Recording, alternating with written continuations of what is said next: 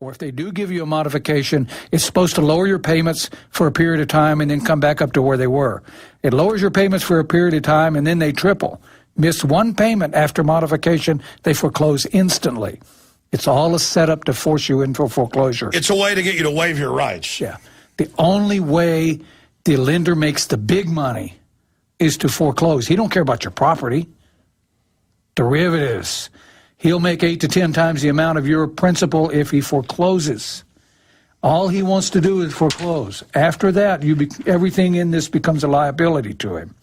And that's where we have an advantage. That's where we can take him to task and do something to stop all of this. The courts are turning against him because the politicians are in trouble. All of this is working to our benefit.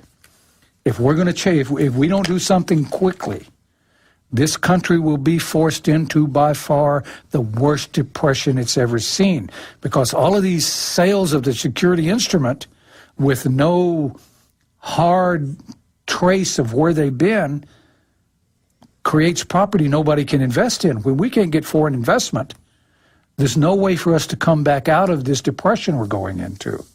So we need to stop as many foreclosures as possible. Everybody here needs to stay in their houses. And the best way to do that is to sue them. The attorneys that were on before. Win, lose, or draw. You sue them, you win. They're going to lose, even if they win the house in the end, which is becoming very unlikely. No, they're losing them. They're failing because once they get into depositions, they go, yeah, we don't have the deed, or we didn't review the documents, or we charged too many fees, or, yeah, we sold this over and over again. I mean, and then they're dead. Yes, we put together a program to help people get into court. Just sue them. The first one I did, someone came to me, you got to do something, I'm going to be thrown out in 3 days.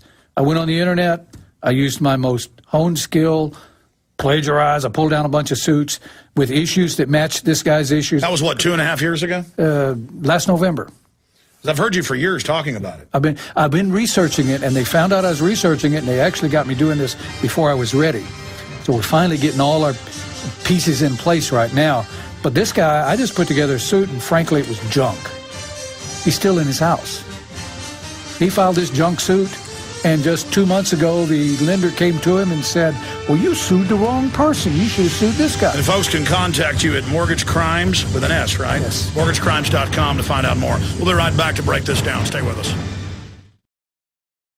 Okay, I see your phone calls, George, Mark, Bill, and others.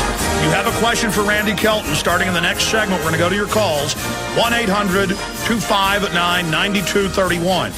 Now, just a few months ago, it was a fraud. It was a conspiracy theory to say, make them show you the note, go after them for selling the note, for not having a proper chain of title, for selling it into derivatives, clouding your title, because you're supposedly paying in to finally own this house, and they've already sold it down the road to all these foreign countries and corporations. See, this affects everybody, not just people that are upside down. That's why they're taking houses that are paid for, or that they don't even have a note for, because this was sold into derivatives.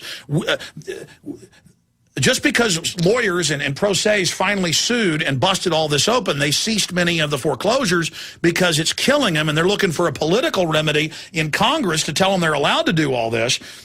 But then if Congress does do that, as they're signaling they are, then there's no private property left in this country. I mean, Randy, that's why I've been spending so much time on this. This is a big deal. This is the deal. There's a good chance this country will come apart over all of this. And in terms of remedies, I may be suggesting something that would lead to that. If we're going to fix this problem, one of the things we do, I hate new legislation, but there is a little bit that we need. One of the things we need is statutes forbidding the paying of derivatives. We can't go back and undo what's been done. But we had that before 99. Yeah. Yes, before 99, it was a felony to do that. We should stop the payment of all derivatives that these people have bought this as insurance. That's what Webster Tarpley says. Freeze them. They're fraud. They were induced through fraud. It's over. Yeah, right. And they haven't. This leaves the lender without this monetary. And then they try to hold us hostage and say we're going into a depression if we don't do that. We're already in one. Yeah, we're going to go into one worse if we continue this. And the other thing, the state of Georgia has before its House legislation that would declare gold and silver as the legal tender valued by weight of specie. They're looking at pulling out of the dollar. That's the best thing the states could do to stabilize their economies economically. And one other thing, a program that was talked about a few months ago and then just kind of disappeared, to force occupancy for repossessed properties, to allow the people to stay in the properties until either litigation was finished or until the bank... Because that doesn't drive down property values. Now somebody's mowing the yard, homeless don't move in. The banks know that's the best policy, but they need to go ahead and get it fully under their control to keep it pegged to their derivatives. Yeah, and that, everybody would win in that case. Even the banks would win. They wouldn't have all these houses that are empty, they can't insure, and if they don't keep them up, they become a public nuisance. Then they can get cited by the cities and the states in California. If you don't maintain an empty property, it's a felony because it creates such a dangerous situation. It's a problem for the banks. I'm afraid the banks are going to start bulldozing these houses. That's already happening in Detroit. This is what's happened in Detroit, what's happening in Nevada. That's just a personal. Well, I remember a year and a half ago, they had LA Times articles about people riding through ghost town, $1 million home neighborhoods with mountain lions on the roofs and bobcats and wolves and turkeys running around. I mean, it's a wild kingdom. Yeah, and this country's going to go to that. I hate to think of Mad Max as programs as having any truth to them, but we're looking at some really serious problems. Okay, let's get into the rest of your literature and these graphs and charts you've got here, Randy, and some of the different, again, you can't diagnose something over the phone or even on the radio, just basic stuff is working, because this is a work in progress. Some of the things other lawyers are doing, things you've been doing, some of the best suits out there. Best thing to do, first thing to do, is look at the amount of fraud. The courts are saying to the lawyers, don't keep coming to me with these general accusations of where is the note and you don't have standing or agency or capacity. Give me something particular with this note that shows that this particular note's a problem. So first thing you do is look at your at your truth in lending statement and your note. Almost everyone will have a principal and interest on the note that's different than the principal and interest on the truth in lending statement. You should run a amortization on both of them. What you find may surprise you. One of the first ones I did had a $115,000 note at 6.5%. That came up with a $693 payment. The truth in lending, which contained the amounts that the person actually was required to pay, had 6.5% interest at $113,900. Almost little over $1,000 less principal, 0.5% more in interest. Well, after you sat at closing and read a stack of documents an inch high, your brain kind of turns to mud. And I asked Steve about that, and he said, I noticed it, but it looked like it'd balance out. When I ran the notes together, the difference that the amount you would overpay if you paid what was on the truth in lending statement on a $115,000 note in 30 years, he would have overpaid $44,000. So we run the calculation, take that as a fraud claim, because in fraud you don't claim the amount you were actually defrauded of. It was a 5-year-old note. You claim the amount you would have been defrauded of had their plan ran to fruition, $44,000. But you don't sue for that either. You sue for triple. First calculation, we get an amount in fraud claim greater than the amount of the original principal.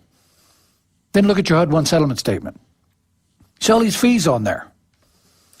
The lender is only allowed to charge the borrower those fees the borrower would have to pay if they purchased the house in cash, and those fees the lender must pay to a third-party vendor.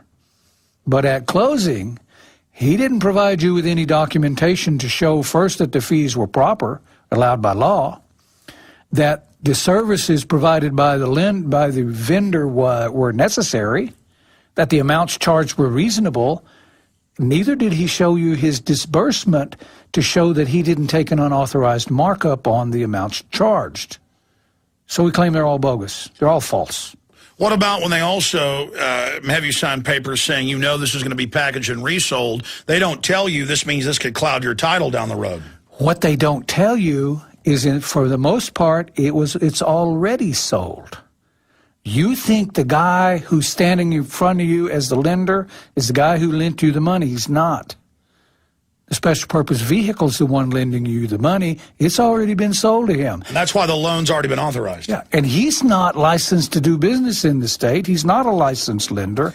The lender's lending him his license, and the whole process is illegal. Yeah, but going back, I mean, they're winning in court, and you're having success as well. I mean, going after the fact of show us the deed or show us who signed off on this foreclosure statement, who had notaries sign it, and they didn't. I mean, that's working, but you're saying you're doing that and then adding other things on it. Yeah, we come in with a very large fraud claim against the lender.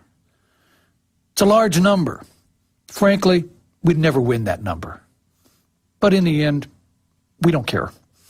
Because the other side knows as well as we do, when we get in front of the jury and tell the jury the kind of crap all of these guys have pulled on them, the first thing the jury's going to do when they go home that night is pull out their HUD-1 settlement statement, and they're going to see a fee on there that says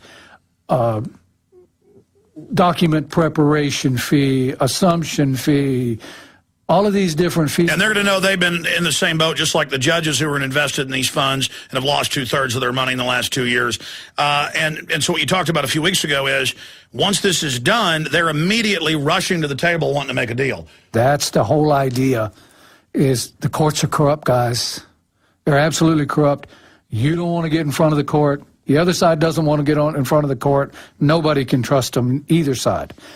We build as strong a case against the lender as we can. And this number we bring to the table, the jury, no matter what the other side does to that number, there's only one number they're going to remember. And that's the one you walked in the door with. Now, it's a good number. We can take you how we got that number to the penny. So we have a direct claim on this loan of an exact amount of fraud.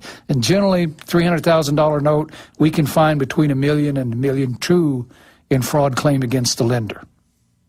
Then we go into all of the issues that they absolutely cannot defend. So that's the bona fide claim, is the fraud, and then you open it up to, okay, now we're in a suit, give us your deed. So that's how you get it into court. Then you say, now show us the deed. Okay, show us, like the lawyer said 2 hours ago, oh, you signed all these papers, and it's just some lawyer there doing the service. You claim that you'd reviewed everything. You just perjured yourself. Exactly. An attorney may not accept the word of his client. He must test the veracity of his client himself. And first thing we want to talk to is the guy who's doing the foreclosure. Who are you? I want to see your contract with the principal. You're the agent. Agency may not be proven out of the mouth of the agent. It must be proven out of the mouth of the principal. Show me a contract. His problem is he doesn't know who the principal is. He sees these foreclosures these documents being filed with the court, and they just pick them up and run with them. Whoever wins it gets the money. All right, we've got to go to calls, and we'll have you back again, but we've got more graphs there that we'll cover after we take some calls. But Randy, we're about to go to break, but specifically, again, the 200-plus cases, and you're having what success? Primarily, we're keeping people in their houses. It takes generally 2 to 2.5 years to get through a lawsuit. And we started this a year ago. Most everybody's still in their houses. And it's expensive with lawyers, but when you teach them how to do it pro se, it's not. It's not. You can afford to kick them in their teeth, and it keeps you in the house. This is the greatest value because property values are falling like a stone.